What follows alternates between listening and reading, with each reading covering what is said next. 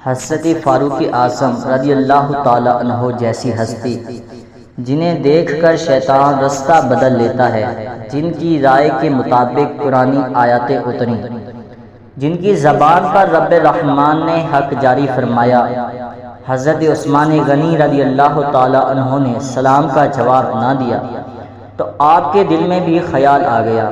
جب اتنی بلند رتبہ ہستی کے دل میں خیال آ سکتا ہے تو ہمارے دل میں بھی آ سکتا ہے، بلکہ خیالات آتے ہیں، غلط فہمی ہو جاتی ہے۔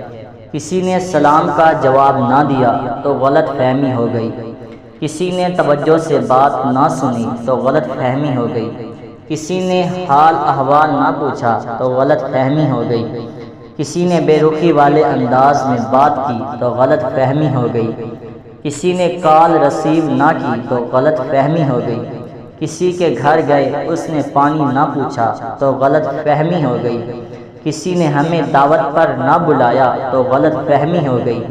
عموماً جس کی نئی نئی شادی ہو اور وہ کئی دنوں تک نظر نہ آئے تو غلط فہمی ہو جاتی ہے کہ شادی کے بعد بدل گیا ہے۔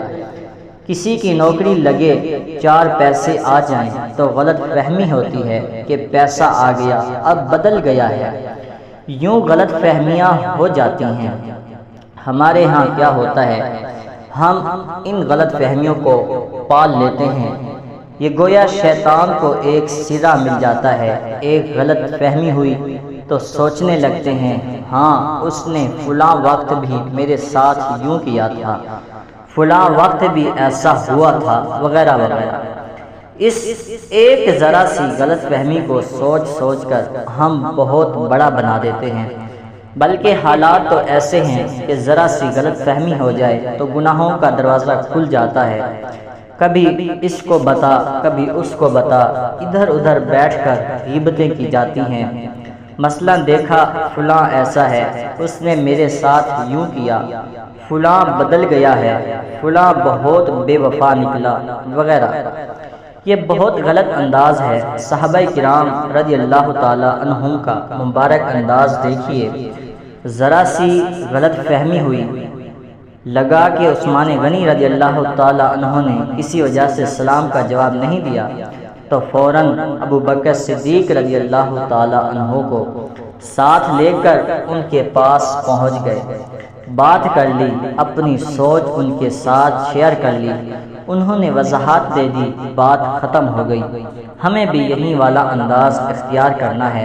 کسی بات پر غلط فہمی ہونا کوئی بڑی بات نہیں ہے، مگر اس غلط فہمی کو دل میں پال پال کر بدگمانی، بغض اور کینہ بنا لینا بہت بری بات بلکہ گناہ والا انداز ہے۔ ایک واقعہ بہت ہی پیارا بیان کیا جاتا ہے کہ 2 دوست تھے، آپس میں بڑی گہری محبت تھی۔ ایک مرتبہ یوں ہوا کہ آفس سے چھٹیاں آ رہی تھیں، دونوں نے مل کر کہیں جانے کا پروگرام بنایا، بات طے ہو گئی، وقت، تاریخ اور جگہ سب کچھ طے کر لیا۔ اب چھٹیاں ہوئیں، دونوں دوست اپنے اپنے گھر کو چلے گئے۔ جب مقررہ تاریخ آئی تو ایک دوست اپنی تیاری کر کے سفر کا سامان وغیرہ لے کر دوسرے دوست کے گھر پہنچ گیا۔ گھر پر گھنٹی بجائی، دوست باہر نکلا، بالکل غمگین، منہ اترا ہوا، بالکل روکھا سا لہجہ، نہ اچھے سے ملا، نہ پرتپاک انداز سے استقبال کیا، بس یوں ہی بیٹھک میں بٹھایا، پانی پلایا، نہ کوئی بات کی، نہ خوشی کا اظہار کیا، کچھ بھی نہیں۔ یہ دوست تیاری کے ساتھ جو آیا تھا اسے بہت برا لگا۔ اس نے دوست کے انداز سے بدظن ہو کر کہا میں جاؤں؟ اس نے اس پر بھی کوئی رد عمل نہیں دکھایا۔ آخر اس دوست نے اپنا منہ لیا اور چلا گیا۔ اب یہ غصے میں تھا، اس نے دوست کو بے وفا، بد مزاج، بے مروت اور نہ جانے کیا کیا سمجھ لیا۔ اس سے رابطہ ختم کر دیا، تعلق توڑ دیا اور بالکل اس سے دور ہو گیا۔ کافی عرصے کے بعد ان دونوں کی آپس میں ملاقات ہوئی تو اس نے منہ پھیر لیا، سلام لینا بھی گوارا نہیں کیا۔ دوسرے دوست نے کہا ایک بار میری بات سن لو، پھر جو چاہو کر لینا۔ بولا ٹھیک ہے بتاؤ کیا بتانا ہے۔ اب پہلے دوست نے اپنا غم سنایا، کہا میرے ہاں اولاد نہیں تھی، کافی عرصے کے بعد اللہ پاک نے ایک جان سا بیٹا عطا فرمایا، گھر میں خوشیاں ہی خوشیاں تھیں۔ پھر قسمت کا کرنا کچھ یوں ہوا کہ میرا وہ اکلوتا بیٹا جو کافی دعاؤں کے بعد ملا تھا وہ دم توڑ گیا۔ جس وقت تم میرے گھر آئے تھے اس سے کچھ ہی دیر پہلے بیٹے کا انتقال ہوا تھا۔ گھر میں کوہرام مچا ہوا تھا، سب غم سے نڈھال تھے۔ جب تم آئے تو سمجھ نہیں آ رہی تھی کہ کیا کروں، پھر سوچا اس کی چھٹیاں خراب نہیں کرتا، لہٰذا گھر والوں کو چپ کروایا، اپنے آنسو پہنچ کر تم سے ملا اور پانی پلا کر رخصت کر دیا۔ اس وقت غم کا جو پہاڑ مجھ پر ٹوٹا ہوا تھا، ایسی کیفیت میں کچھ کر سکتا تھا نہیں، مجھے معاف کر دو۔ یہ بات جب سنی تو دوست کے پیروں تلے سے گویا زمین ہی نکل گئی۔ وہ جو پہلے سامنے والے کو غلط سمجھ رہا تھا، اب اسے احساس ہوا کہ اصل میں غلط تو میں تھا۔ ایسا ہوتا ہے سامنے والے نے ہمیں سلام کا جواب نہیں دیا، بے رخی سے بات کی، پانی تک نہیں پوچھا، ایسی باتوں کو ہم اپنے دل میں رکھ کر پال لیتے ہیں، بدگمانی کی آگ میں جلتے رہتے ہیں، اس سے صرف نفرت بڑھتی ہے اور بغض پیدا ہوتا ہے۔ سامنے والے سے مل کر بات کر لیں، اپنی غلط فہمیاں یا شکوہ اس کے ساتھ شیئر کر لیں، اگر اس کی غلطی ہوگی تو وہ مان لے گا، آپ کی غلط فہمی ہوگی تو دور کر دے گا، یوں تعلق، رشتہ، آپس کا پیار، محبت، اخوت اور بھائی چارہ سلامت رہے گا۔ تو معلوم ہوا کہ غلط فہمی انسان کو جو ہے برے راستے کی طرف ڈھکیل دیتی ہے۔ ہمیں اگر کوئی غلط فہمی ہوتی ہے تو اس کا ہمیں درست انداز اپنانا چاہیے اور درست طریقہ اپنانا چاہیے کہ جس سے یہ غلط فہمی دور ہو جائے۔ جیسا کہ حضرت عمر رضی اللہ تعالی عنہ نے حضرت عثمان رضی اللہ تعالی عنہ کو سلام کیا، مگر حضرت عثمان رضی اللہ تعالی عنہ اپنی سوچ میں گم تھے۔